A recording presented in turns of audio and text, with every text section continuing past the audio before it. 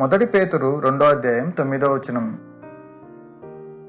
మీరు చీకటిలో నుండి ఆశ్చర్యకరమైన తన వెలుగులోనికి మిమ్మును పిలిచిన వాని గుణాతిశయములను ప్రచురం చేయు నిమిత్తము ఏర్పరచబడిన వంశమును, రాజులైన యాజక సమూహమును, పరిశుద్ధ జనమును, దేవుని సొత్తైన ప్రజలునై ఉన్నారు. Amen. 1 Peter chapter 2 verse 9. You are a chosen people, a royal priesthood, a holy nation, a people belonging to God, that you may declare the praises of him who called you out of darkness into his wonderful light. Amen.